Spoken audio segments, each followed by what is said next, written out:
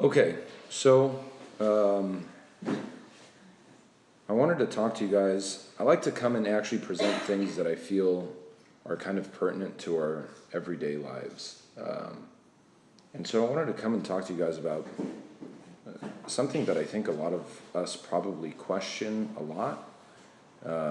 And usually the way that we'll deal with this is either by just ignoring it and not questioning it, or it really kind of shakes us to our core. Many of us are in stages in our life where we feel like there are just some sort of horrendous things that happen to us. Like we either don't get the job that we want, or we lose the one that we actually have.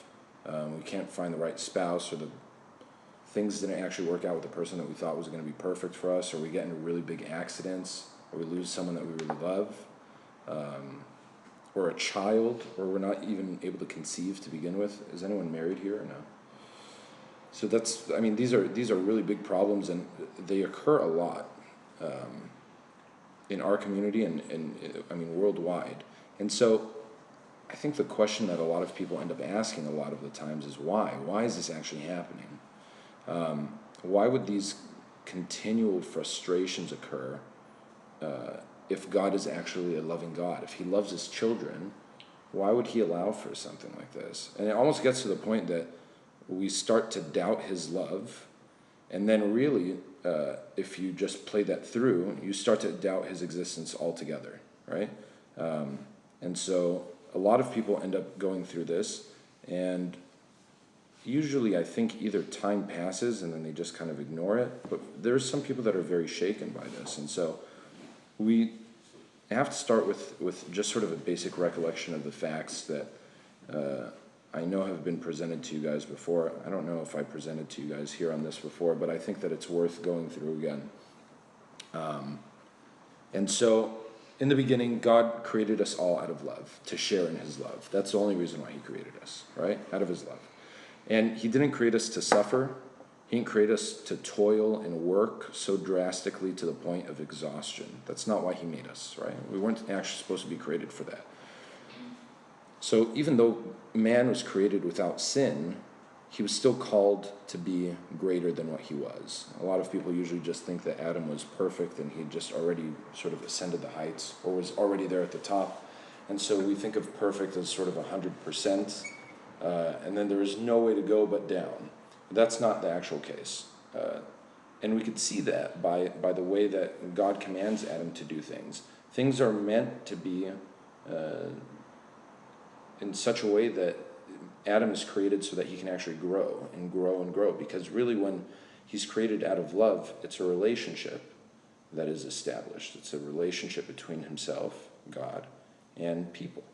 And this is a relationship that he wants to cultivate. And of course, the more that the relationship goes where both sides are really contributing, the deeper the relationship becomes. And that is growth. And that was what was designed for Adam. When he sins, when man sins, he refuses this relationship with God. And he brings onto himself consequences. Now, if you guys see in Genesis 2:17, you'll see that the verse actually says, "In whatever day you eat of it, you shall die by death." And it doesn't actually say, the day that you guys eat of this fruit, that I'm going to kill you, right? And that's a very important thing. It sounds like it's just kind of, okay, well, that's sort of a small point, it's kind of, we could just kind of disregard this. But in reality, what's being said here really has a very deep effect on our lives, because God is not the one who's coming and punishing us for anything that we're actually doing here, right? And this is something that I think a lot of people are kind of raised with, that if you do something wrong, then God is going to punish you because you made him angry.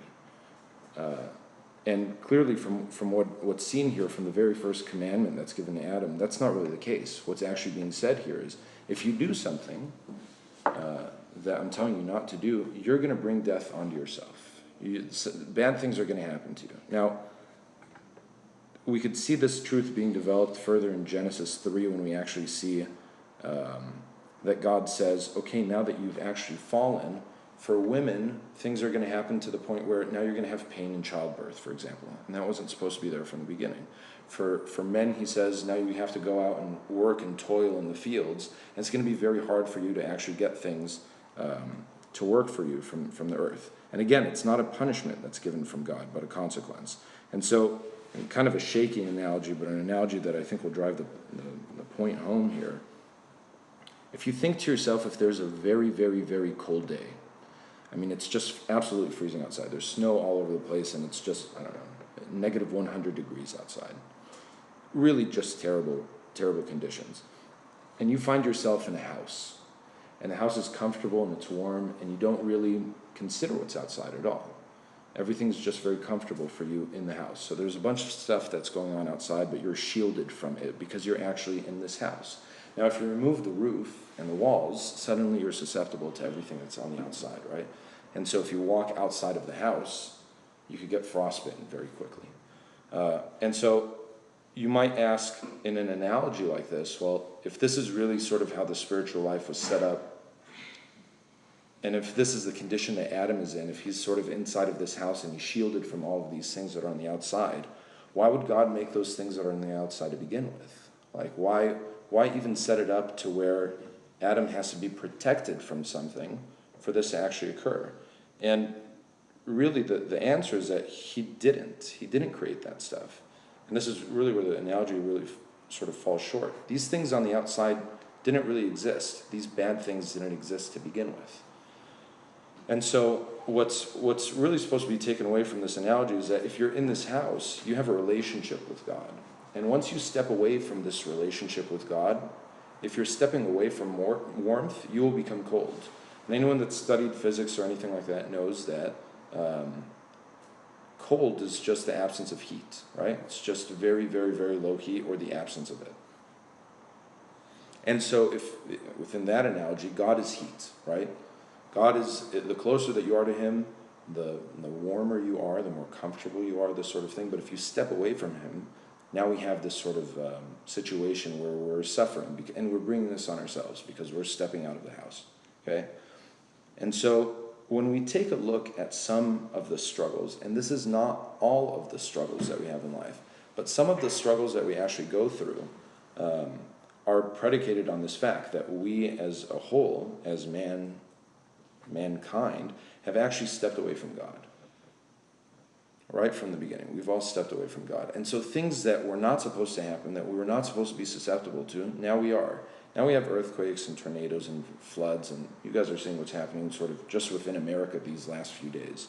And so all of these things, are these sent by God just so that he can sort of destroy everything, or because he feels like there's 5,000 sinners that are living in Texas that should be dying right now? Or, you know what I mean? I mean, this is oftentimes the sort of theology that people have, and it's a broken theology. It's wrong. God doesn't just send stuff like that to punish people. Sometimes God doesn't send this stuff at all. This is just sort of the elements that have turned against us, and this is what he was talking about from the beginning. And so, but not all things are like that. Not everything is sort of outside of our control in this manner. Is everything that we view that's evil, the way that we view it, is it truly evil? Are all evil things really evil? Like, I'll give you guys an example. If you've never run a day before in your life, and you go out on this particular day and you go and you run 2 miles, how are you going to feel the next day? Sure. Really, really bad, right? Like your legs are on fire. And so you're in bed, you probably can't even move out from the couch or anything like that, and you just feel like this was probably the worst decision that you possibly could have made because you're just in a tremendous amount of pain at that point. Is running bad? No. Right? It's just objectively, running is not bad. But it can bring on this sort of pain, right? And so when we take a look at it like that and we see this pain that comes out from that, you say, well, pain is not good, so this all must not be good. And really, that's something that we have to be comfortable with, is that sometimes things happen that are actually of benefit to us, but they're very painful, and we don't really see them as being beneficial to us because we're actually undergoing pain. Like in the example for your muscles actually burning. What's happening right then is that there's trauma to your muscle fibers. Some of your fibers are actually cut or have been damaged and this sort of thing, and then your body has to repair it. And then in so doing, what ends up happening is that you'll end up building muscle mass. And this is what people go and lift weights for all the time, right? In that if you actually subject your body to resistance, you can make it grow.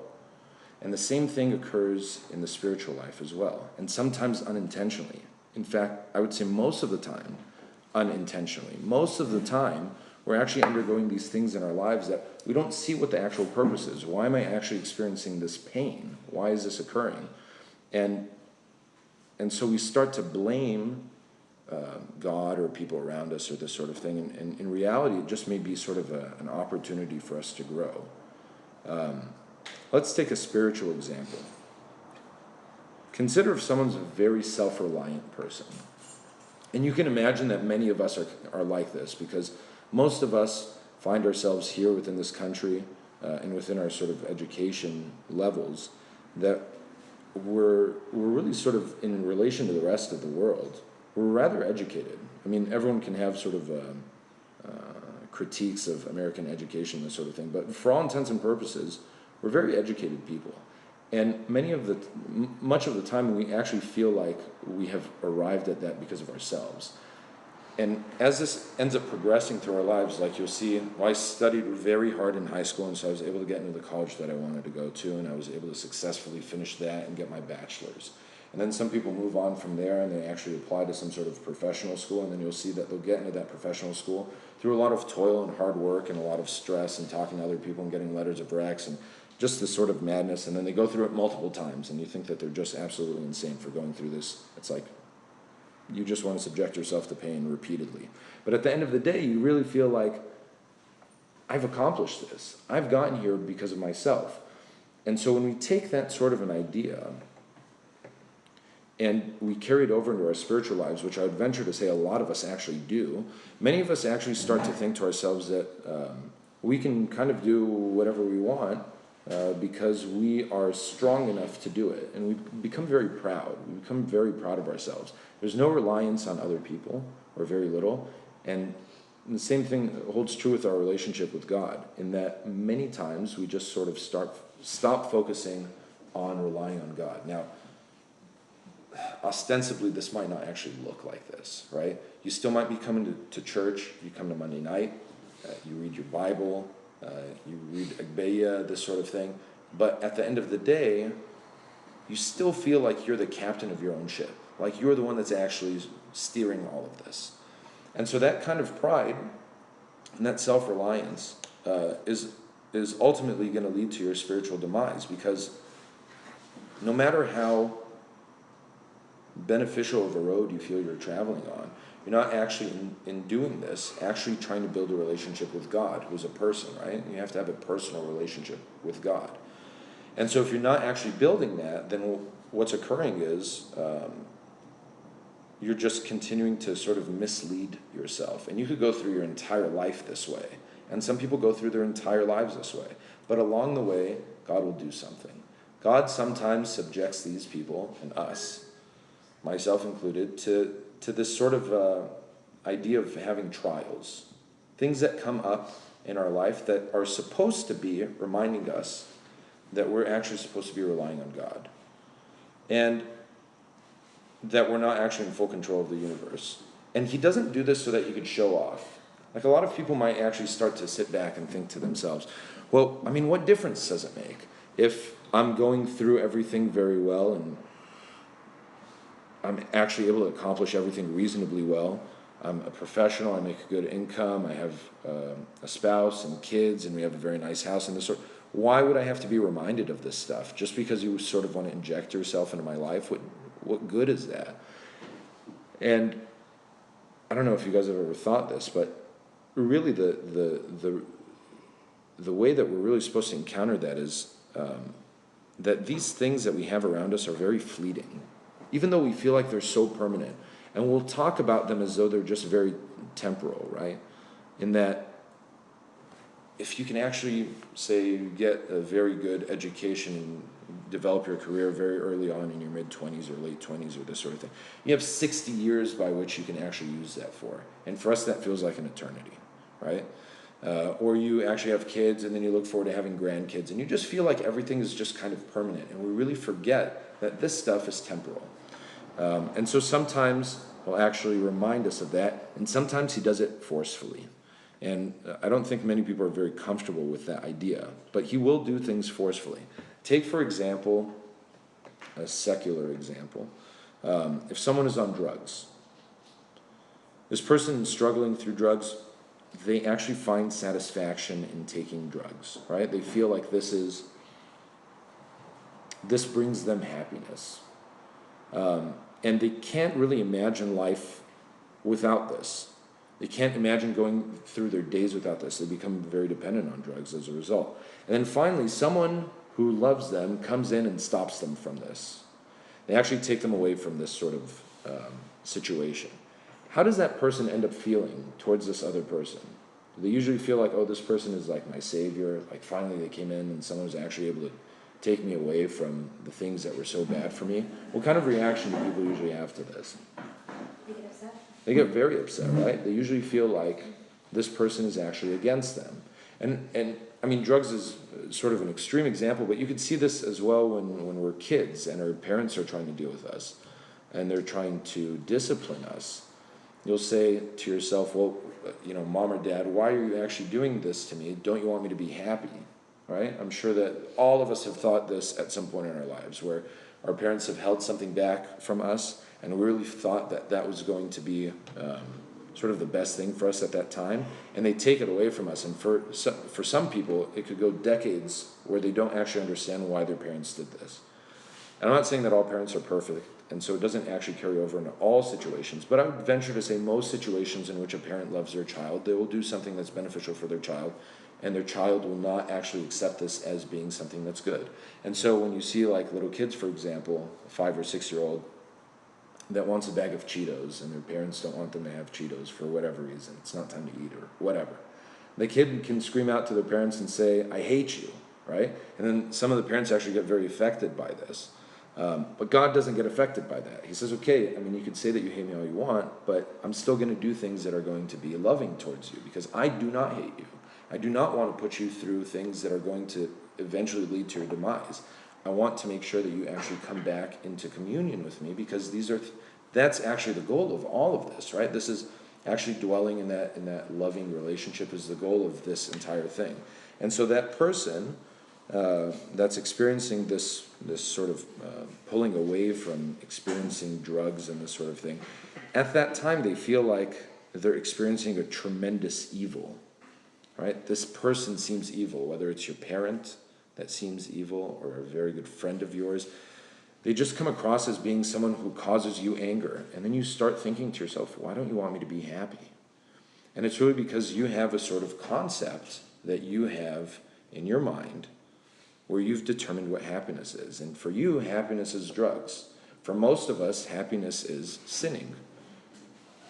And we fool ourselves like that, right? We say, well, look at the world that we live in right now. There's so many things that I could go out and do, and it brings such happiness to me. And if it didn't, people wouldn't do it, right? Like, look how much joy people find in going out and getting very drunk, or going out and hooking up with a lot of people, or going out and doing whatever, gang members, or there's so many things that you just see that people do, and they do it because they feel like it brings them happiness. And so the sin has become a drug to us, and we're very much addicted to it, and we don't really realize that this is the case. And so sometimes God has to come and sort of shake us alive and say, this is not what you are actually meant for. This is not why I created you. And so even though you imagine this to be the thing that's going to bring you happiness, it's not, and I'm going to try to take you out of that. And that actually feels very painful at times, okay? Now, there's a chapter in the book of Hebrews that I absolutely love, and it really sort of focuses on this. It's Hebrews 12, 6 through 11 for anyone that wants a reference, but I'll read it to you guys. It says, have you forgotten the exhortation which addresses you as sons? And then he quotes something from the Psalms. He says, "My son, do not regard lightly the discipline of the Lord, nor lose courage when you are punished by him. For the Lord disciplines him whom he loves, and chastises every son whom he receives." And then now this is St. Paul again speaking. He says, "It is for discipline that you have to endure." God is treating you as sons. For what son is there whom his father does not discipline? If you are left without discipline, in which all have participated, then you are illegitimate children and not sons. Let's think about what he's actually saying here for just a second. He's saying that if you didn't actually go through trials in your life, if everything was just very smooth, and you never had to be challenged by any of these things, that would be indicative of God not loving you. Because a father, when he sees his son, he chastises his son so that he can do something better for his son, because he wants to discipline him appropriately. And so if he were to not do that, then he would be considered a bad father. And he continues, he says, "Besides this, we have had earthly fathers to discipline us, and we respected them. Shall we not much more be subject to the Father of spirits and live? For they disciplined us, the fathers here on earth. They disciplined us for a short time at their pleasure, but he disciplines us for our good, that we may share his holiness. For the moment, all discipline seems painful rather than pleasant. Later, it yields the peaceful fruit of righteousness to those who have been trained by it." So what's he actually saying here? Who can summarize for me? What did he say?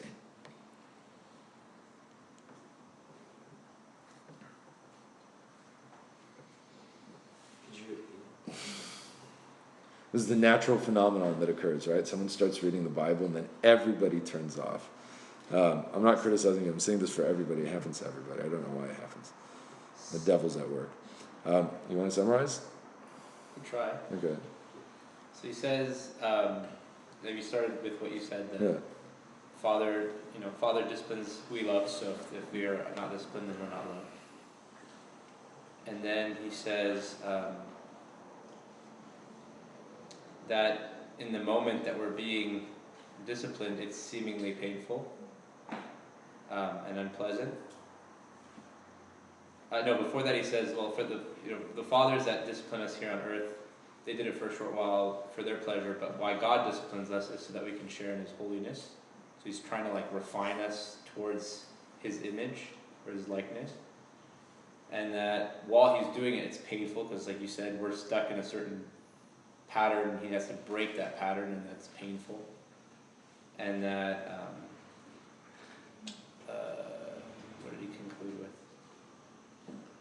Later it yields the peaceful fruit of righteousness to those who have been trained by. Yeah. So when you eventually are subject to this new pattern that he's trained you into, then it's peaceful at that point. It's not painful anymore because you've been trained into that. Right. So I can imagine that many of you have actually been disciplined by your parents when you guys were younger, and at the time, I think everyone feels this way. They feel like the person who's disciplining them is the worst person around. They're just terrible people.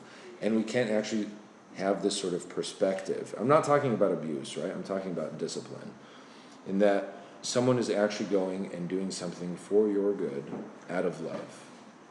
For your good. And at the time it feels painful, and when you're young, you can't really distinguish that. And when we're spiritually immature, we can't really distinguish that either, right? Sometimes we just feel like what we're actually undergoing is a really terrible thing.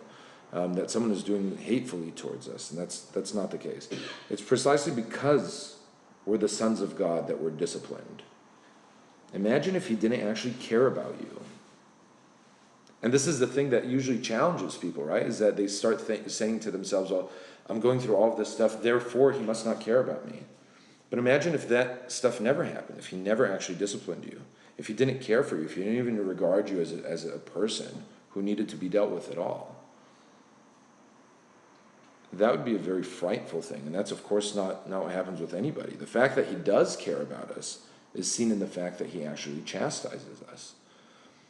So I'm sure you guys can think back to a very distant time, and maybe not in this church, and it almost never happens, but I'm sure that you guys have experienced where a situation where you're in the liturgy and some kids start screaming very loud. I don't know if you guys have ever had this. You ever seen this? Never. Right? Never, right? Never seen it. They're like 5 or 6 years old and they're just like screaming bloody murder. It's just like the worst thing, right? And they start, and the kid's like, we just start. It's like all of the above. So it happens everywhere, right? It happens everywhere. So you see this kid that's sort of on the floor and they're losing their minds and they're just sort of slamming their limbs all over the place and they're screaming bloody murder towards their parents. I'm not referring to children that actually have some sort of a disability, like something that they're actually struggling through that causes them to do this, because that of course exists and we should take great care not to just lump everybody together. But for those cases where that's not the case and you see a kid that's just going nuts on the floor, what's the first thing that people usually say? I say bad parenting. That's definitely one of the things. Well, yeah, I mean that's that's the sound that we usually make. But in Arabic, we usually say "Al-walad mish mutrabbi," right? Exactly. Right. This kid has not actually been disciplined at all.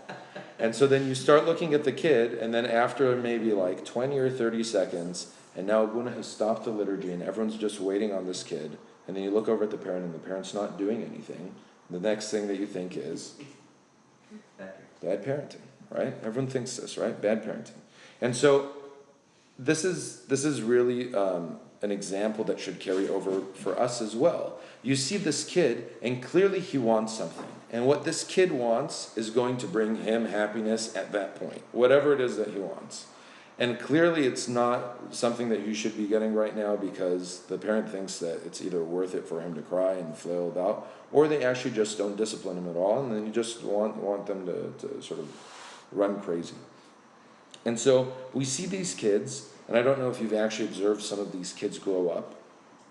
I've been in the service for some time, and so I've seen some of these kids grow up. And if they're lucky, they turn out okay. If they're lucky, right? Most of the time, they just sort of go towards wayward ways, and they just kind of get lost in the shuffle, right? And then you don't see them in church anymore, and then they get caught up into the terrible things that we find here in this world. And so you feel that at some point, if the parents actually really truly love their child, they would have disciplined him, even if the kid doesn't feel like this is something that's great for him. Even if it's, some parents come down with a heavy hand or just sort of like an iron fist in their words, and they really stick by it, and the kid just thinks that this is really tremendously terrible for them. And the same holds true for our relationship with God. We scream and we yell at God and we fight back against him, and we yell at him in anger, and all because we just don't get it our way. And there's some way that we have carved out in our mind that we think that this is the best way. This is the way that things are supposed to be going. And when they don't go that way, then clearly, I don't know about this stuff, Mom and Baba and everyone at church keeps saying like, inshallah, but clearly it wasn't his will. So then why isn't it his will? Things just would have been so much easier that way. I wouldn't have to struggle through this stuff. Why is this even happening? And it's because there's another path that is going to lead us towards something great if we actually receive it the appropriate way. Because you can imagine that even a kid that's getting disciplined, if he's not actually brought up the right way, even with that, he could still turn out bad. He has to receive it the appropriate way. And so when we're being disciplined, when we have to go through things this way,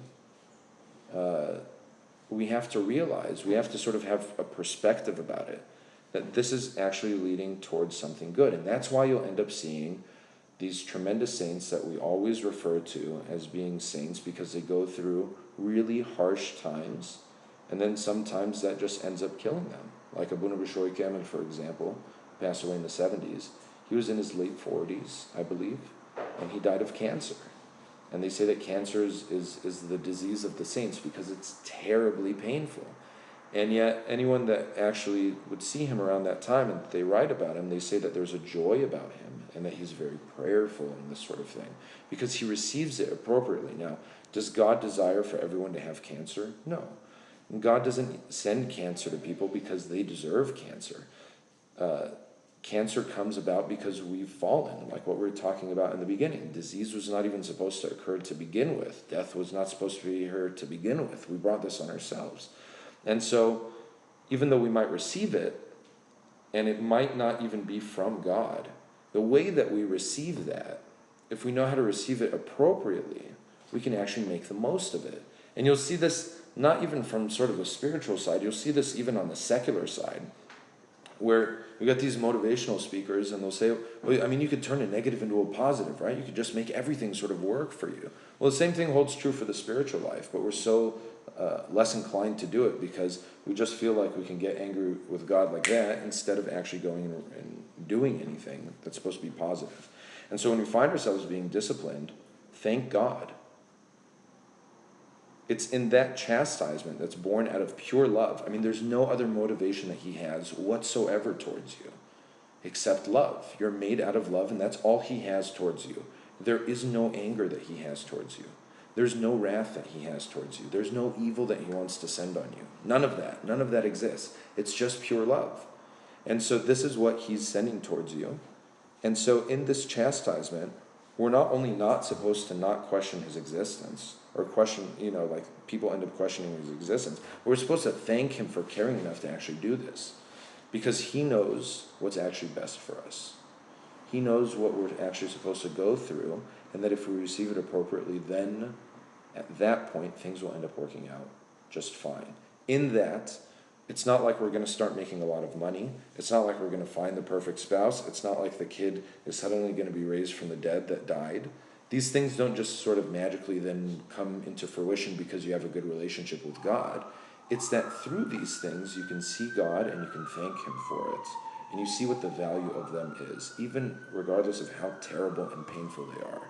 And that's really tough.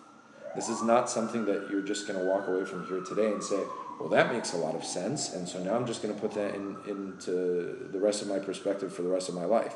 This is difficult. It's difficult. But this is something that takes time. Just like through your childhood when you're being disciplined, it's not like your parents tell you no once and give you a really good stern talking to, and then you're set for the rest of your life. It doesn't work that way.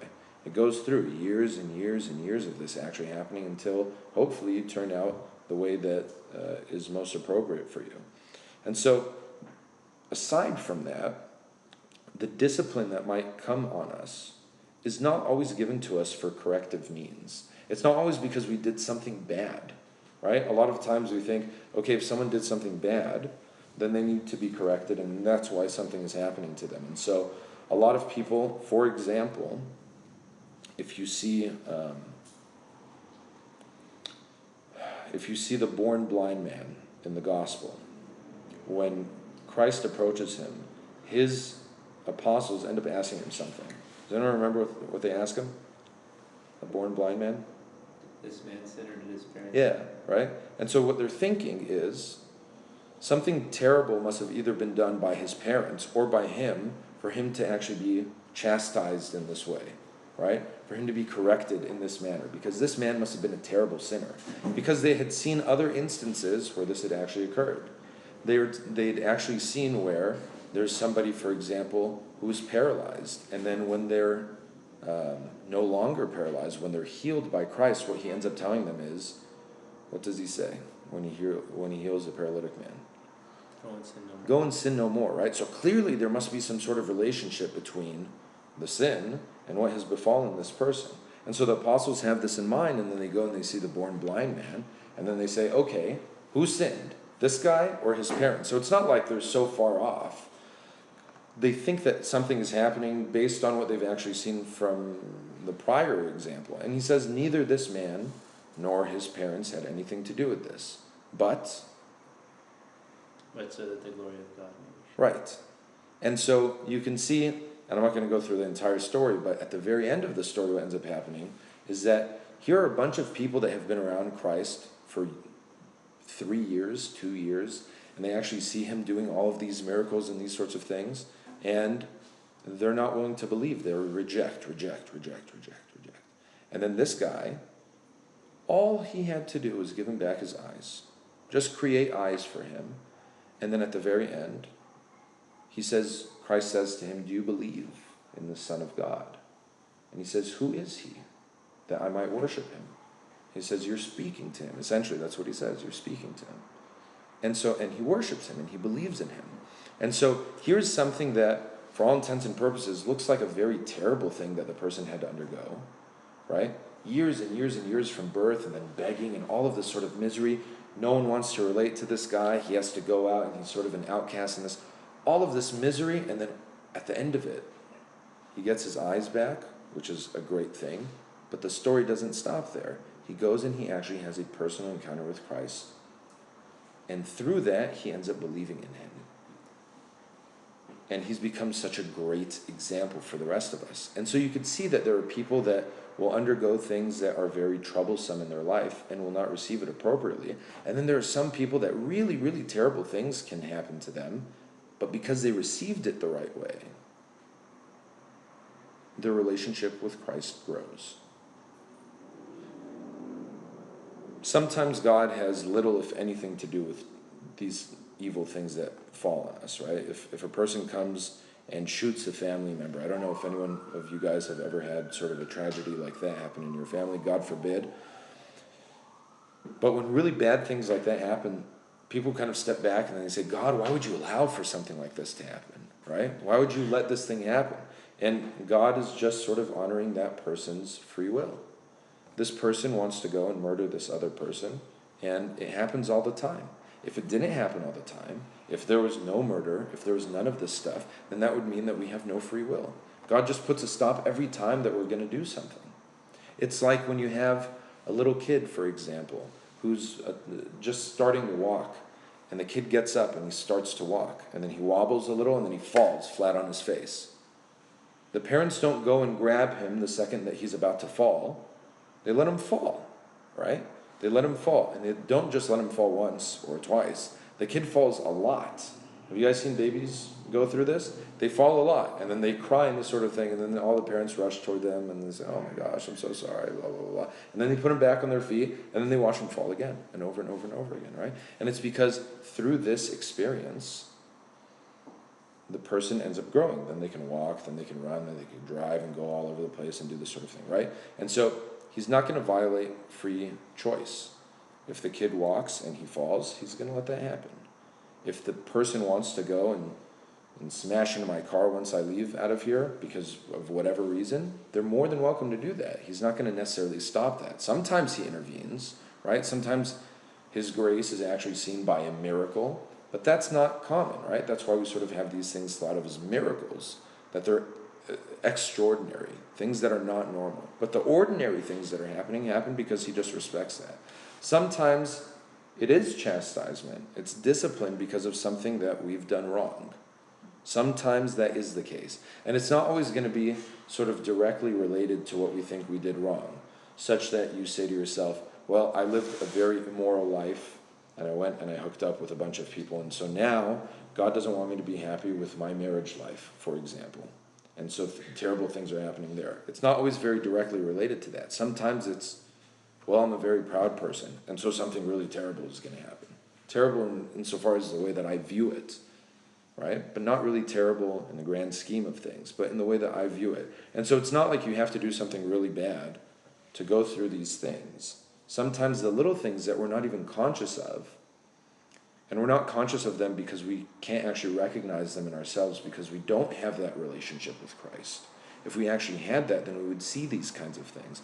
The example that's often given by the fathers of the church is if you're in a very dark room and you have a bunch of dirt on your clothes, you're not going to see any of the dirt that's on your clothes. That's not going to be apparent to you. But if you light up a very dim light in the end of the room, you start to see something and say, oh, there's some grime there. I don't know what that is. I guess I got to get that off. And then the closer and closer and closer you come to the light, the more you see that there's filth on you, right? And so the same thing occurs in our relationship with Christ. If we are actually able to develop this more and more and more, then we recognize what's happening in us. If you think you're just sort of coasting through life and things are just okay, like everything's working out for you and you're tremendously happy and there's no struggles or anything like that, there's something wrong. There's something wrong because you're not recognizing something in yourself. I'm not saying that you have to be miserable. I'm just saying that you have to be cognizant of what's happening within your own life. You're not supposed to go through life just absolutely miserable and saying, like, I'm a terrible sinner and just, like, run me over right now because this is just terrible. I don't want to do this anymore. It's not supposed to be like that. But you are supposed to be cognizant of your sins. And so sometimes this discipline is meant to actually bring this about. We covered that idea that sometimes things are sort of outside of our control, like the born blind man. And then really the last thing that he will discipline or show his discipline for us for is that he wants to encourage us to go further. And that's kind of troublesome sometimes for us to be okay with. In that we might actually undergo something that's very, very painful, even though, for all intents and purposes, we didn't really do anything wrong, right? It's kind of like when you have a trainer at the gym, and you're coming down to that last set, and you're like, I can't really do this. And then some trainers on the side, and he's saying, just 5 more, and he's screaming at you, and you're like, oh, I got this, you know what I mean? Okay, push me over, you know? That person's going to push you over because they're sort of encouraging you. And so sometimes stuff like that happens for that reason as well. And that really happens and is most obvious to people that are progressing well in the spiritual life. Now, for you to sit back and say to yourself, I'm progressing well in the spiritual life, and therefore that's why this is happening, big problem. Don't think about it like that. But for those people that have actually gone through it, that turned out to be saints, and whom we revere as saints, this is actually what they will tell us. And so I'll read for you guys, and we'll wrap up here because I know that you guys like to try to keep it short, and I don't. So this is St. Isaac the Syrian, and if you guys know me at all, you'll know that St. Isaac the Syrian is one of my favorite authors of all time. So I'm going to read something for you guys here. Hopefully it'll actually load. Okay, so he's speaking about mankind here, and he says, then they learn the weakness of their nature and the help of divine power when God first withholds his power from them while they're amid temptations.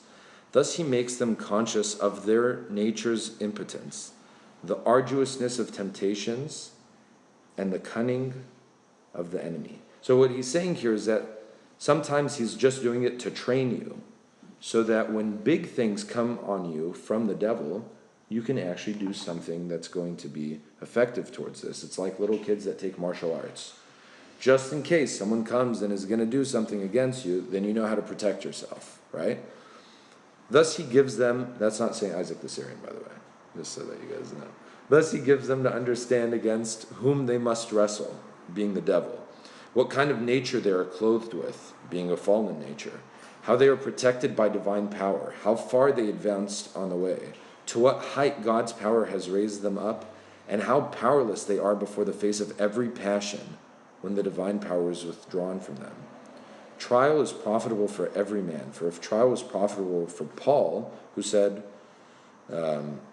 unless I should be exalted above measure through the abundance of the revelations, there was given to me a thorn in the flesh, a messenger of Satan. The diligent are tried, that they might add to their riches, and the lax are tried, those people that aren't really trying at all. They're tried, that they might guard themselves from what is harmful. The sleepy are tried, that they might be armed with wakefulness. Those afar off are tried, that they might draw nearer to God. And those who are God's own are tried, that with boldness they might enter into his house. The son who is not trained will receive no profit from the riches of his father's house. For this reason, then, God first tries and afflicts, and thereafter reveals his gift. Glory be to our Master, Jesus Christ, who brings us the sweetness of health by stringent medicines. And so this concept of God acting as a physician is a very, very common one in the church, right? In that if you are sick with something and he has to give you some sort of medicine, sometimes the medicine tastes really bad. Sometimes the medicine, like if someone has cancer, will make them vomit and lose their hair and go through terrible times just so that they can get rid of the cancer. And so sometimes this actually happens with us as well. That's how medicine works. Medicine is not always just going to be like you're going to take this and you're immediately going to feel better. Sometimes it's really bad. Sometimes it feels really awful. And it's so that we can get a cancer out. And the cancer that's trying to get out here is, in fact, sin. There's no man who will not feel oppressed at the time of training, nor anyone who will not find the time bitter, wherein he is given the medicine of trials to drink. Without temptations, a man cannot acquire a strong constitution, yet to endure with patience is not within our power. For how should the clay vessel endure the vehemence of the waters if the divine fire had not hardened it? You guys know clay? Have any of you guys been to like one of those clay shops where you guys like do your little fun thing, like in the movie Ghost? You know what I'm talking about? Is that right? Ceramics, right? The only way that the actual vessel ends up maintaining the shape that it was designed for is if it's tried by fire, right? You have to put it into flames for it to actually take the shape that it's supposed to take. And so that's what will occur to us, whether you're bad or good, whether things are going really well in your spiritual life or not, whether you deserve it or not. Things are done for your benefit. And so this is the discipline that we will end up receiving in our lives from God.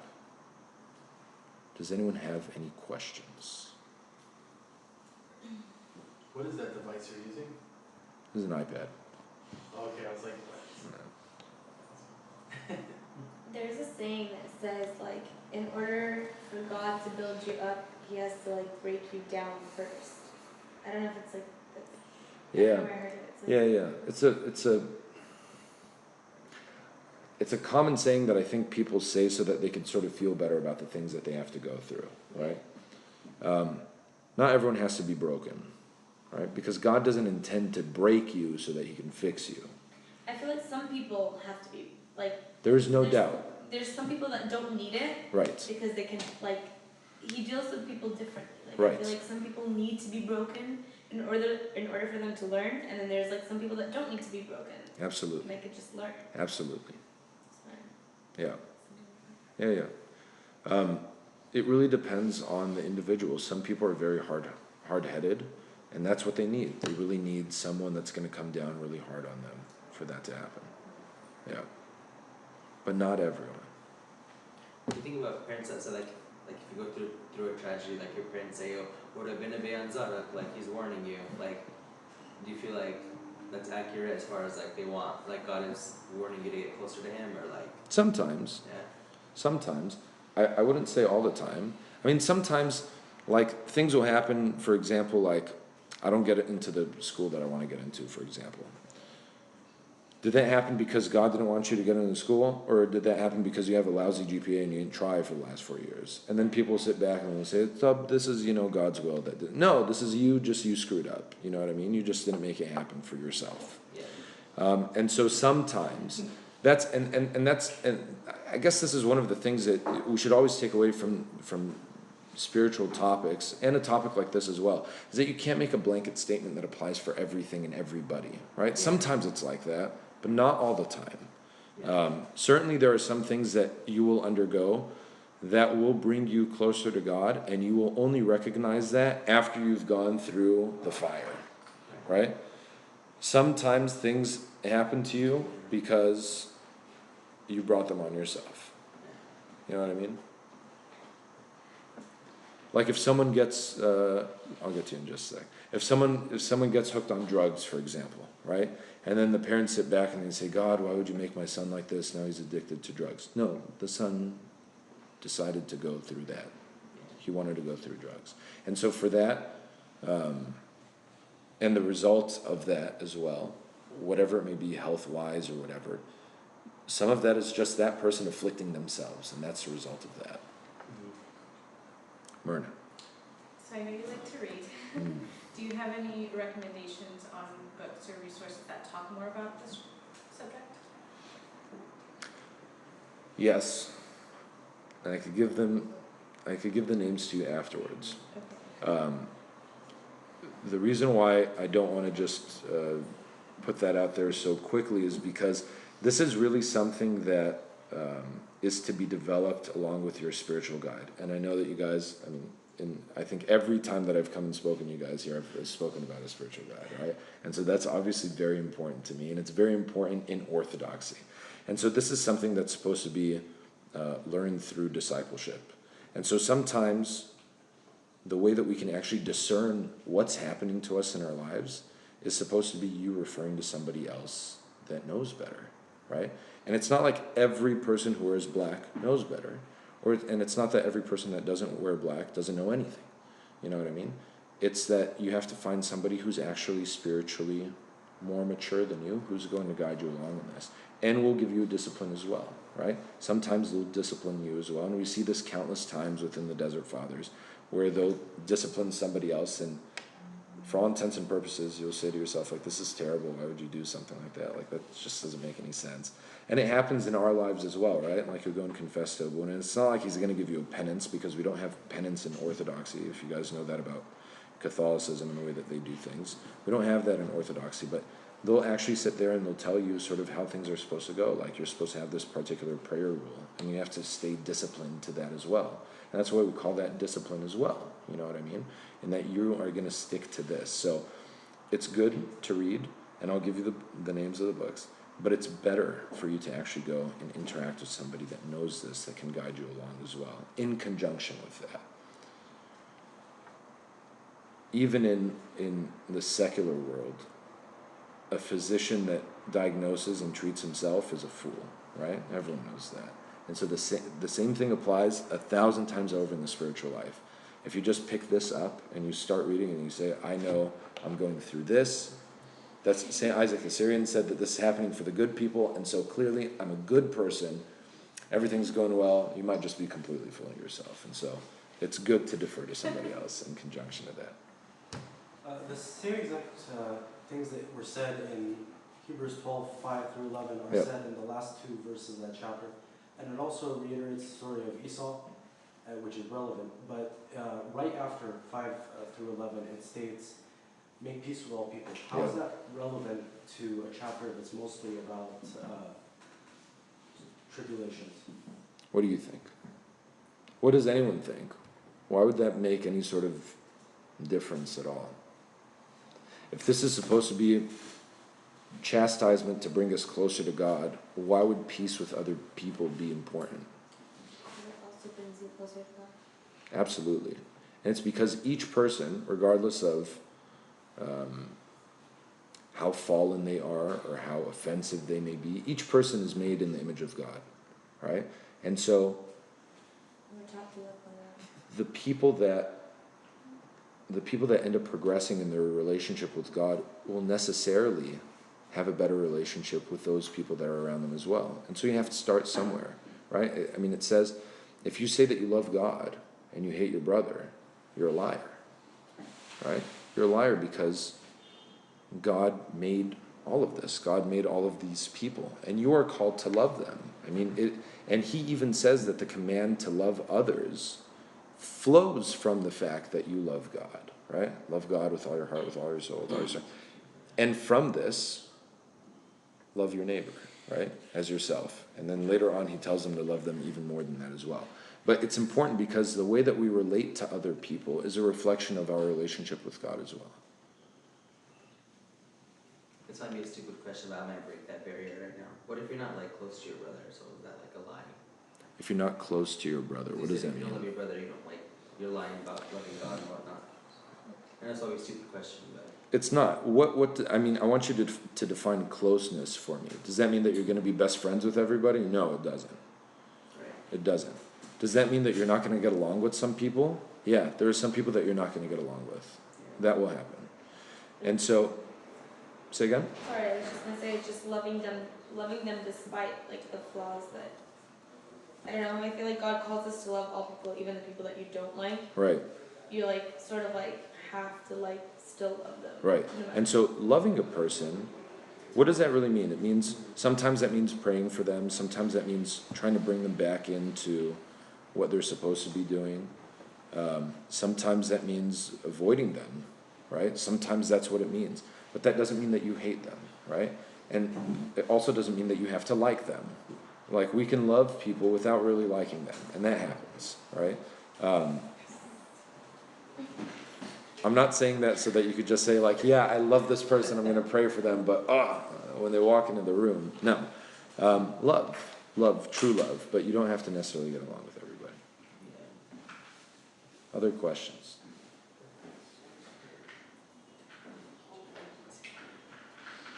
If If you guys have any other questions about this topic, feel free to come and address them with me afterwards. All good? Great. All righty. Thank you, Joe. My pleasure.